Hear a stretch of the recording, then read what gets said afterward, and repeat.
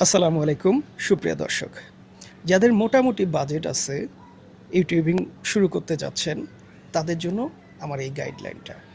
দেখা যাচ্ছে আপনার বাজেট নিয়ে মানে খুব একটা প্রবলেম না, মোটামুটি একটা বাজেট আপনি মনে মনে মন স্থির করে রেখে দিয়েছেন যে আমি এই বাজেটটা আমার এই সব ব্যাপারে আমি খরচ করতে পারবো।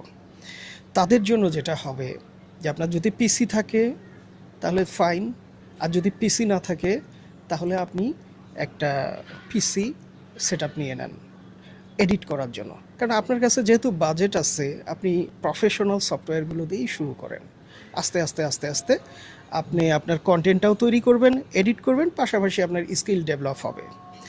আর যাদের পিসি নেই, মানে যাদের পিসি নেই তাদের জন্য, আর যাদের পিসি আছে তাদের তো অলরেডি আছে, তারা কি ইনভেস্ট করবেন? তারা একটা ভালো একটা ক্যামেরা ইনভেস্ট করেন।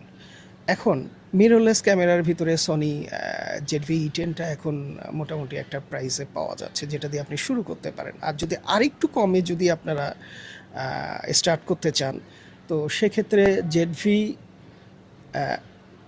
ZV-1টা দেখতে পারেন। ZV-1টা ফিক্সড লেন্সের, এটা হচ্ছে 24-70 মিলিমিটারের আপনার হচ্ছে জুম লেন্স। যদিও জুম লেন্স, কিন্তু এটা জাইসের লেন্স যথেষ্ট ক্লিয়ার। আপনি এটাতে অ্যাপাচার পাবেন হচ্ছে 1.8 থেকে 2.8 পর্যন্ত, খুব বেশি অ্যাপাচার বাড়বেও না আপনি যদি 70 মিলিমিটারেও না যান। এটা সুবিধা কি, এটা ছোট্ট একটা camera, compact, 4K unlimited shoot করা যায় যতক্ষণ আপনার ব্যাটারি থাকবে, যতক্ষণ আপনার মেমোরি থাকবে। তো একদম ক্রিস্টাল ক্লিয়ার ভিডিও ফুটেজ। আপনি এটা দিয়ে টকিং হেড শটগুলোও করতে পারবেন, পাশাপাশি বাহিরে যদি একটা গিম্বেল থাকে, বাহিরে আপনি ঘুরে ঘুরে ঘুরে ঘুরে ভ্লগ ভিডিওগুলোও করতে পারবেন। এবং সাউন্ড কোয়ালিটি, এটা বিল্ট ইন যে মাইক্রোফোনটি আছে, এটা সাউন্ড কোয়ালিটি খুবই ভালো। এর সাথে যদি আপনারা একটা মাইক্রোফোন, আমি দুইটা ব্র্যান্ডেরই সাজেস্ট করি সবসময়, একটা হচ্ছে DJI আর একটা হচ্ছে হলিল্যান্ডের লার্ক সিরিজগুলো, হলিল্যান্ডের মাইক্রোফোনগুলো। এখন হলিল্যান্ডের মাইক্রোফোন আপনি বিভিন্ন দামের পাবেন, একদম চিপেস্ট যে লার্ক A1 4000, এখান থেকে আপনি 10-12 হাজার টাকার মধ্যে ক্যামেরা এবং মোবাইলে ইউজ করা যায় এইরকম আপনি একদম কেস সহকারে খুব সুন্দর মাইক্রোফোন পাবেন, যেটাতে আপনি 24 বিটে 48 কিলো হার্টসে আপনি রেকর্ড করতে পারবেন এবং খুবই ভালো রেকর্ডিংটা হবে। অডিওতে অবশ্যই আপনাকে ইনভেস্ট করতে হবে, কারণ অডিও ভালো না করলে ভিডিও আপনার কেউ দেখবে না। ভিডিও ফুটেজ যদি একটু ডালও হয়, অডিওটা যদি ভালো হয়, শ্রুতিমধুর হয় এবং ভালো কোয়ালিটির অডিও যদি ধারণ করতে পারে, তাহলে ওইখানে মানুষের অ্যাটেনশন থাকে।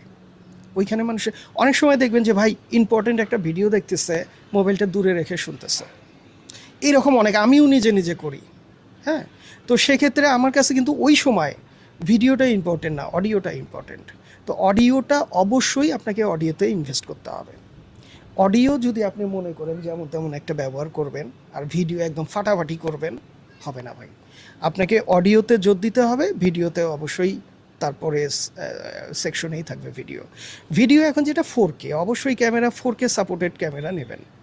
হ্যাঁ, আপনার যেহেতু ইনভেস্ট করার মোটামুটি আছে, এইগুলো মিলায় 70-80 হাজার 1 লাখ টাকার মধ্যে আপনি যদি পিসি থাকে, পিসি সহকারে সেট আপ দিয়ে নিতে পারবেন। হ্যাঁ, অডিও, ভিডিও।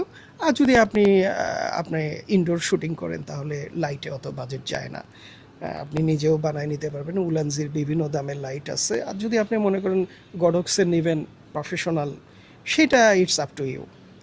তো আপনারা এইভাবে শুরু করতে পারেন যাদের মোটামুটি বাজেট আছে।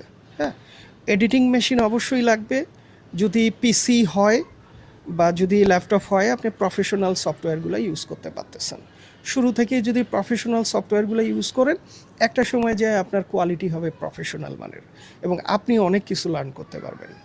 তো এই জন্য আমি মনে করি যে মোটামুটি যাদের বাজেট আছে তারা এই পিসিতে ইনভেস্ট করবেন, তারপরে হচ্ছে অডিওতে ইনভেস্ট করবেন, আর ক্যামেরা ওই আমি দুইটা বললাম।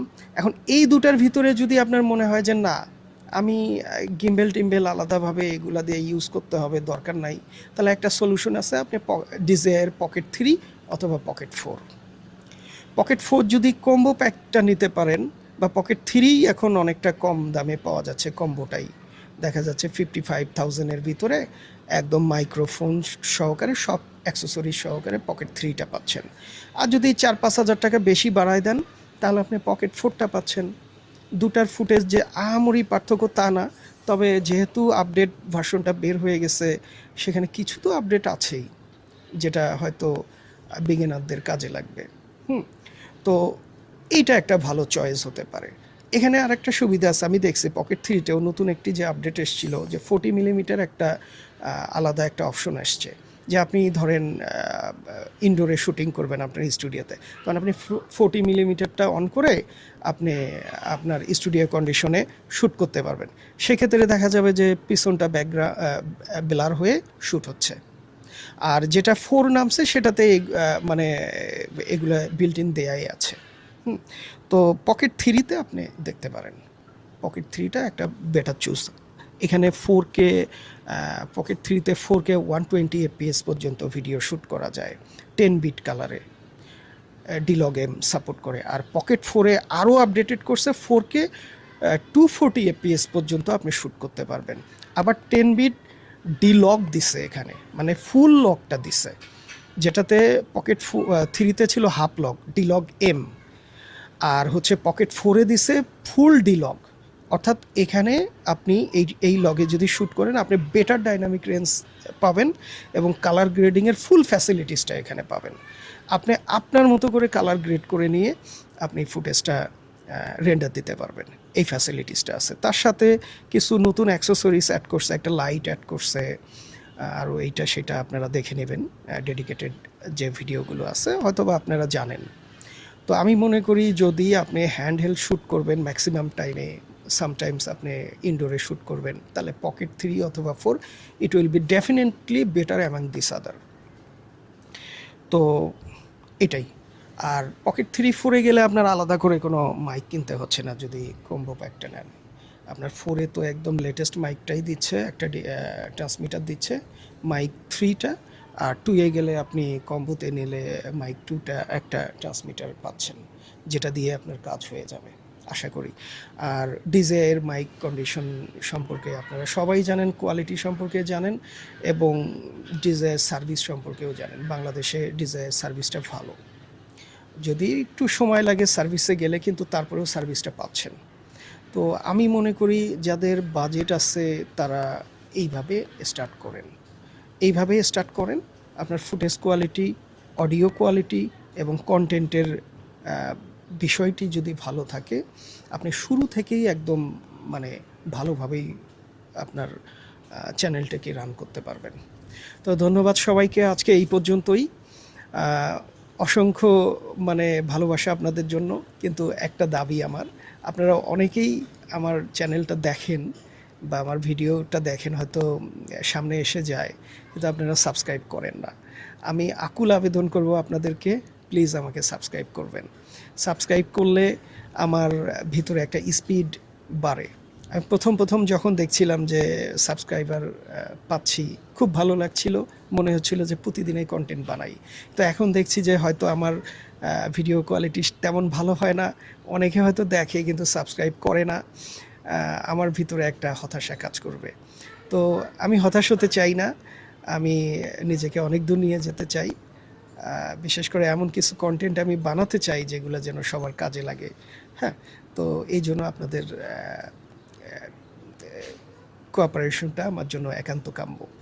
তো ধন্যবাদ সবাইকে, আসসালামু আলাইকুম।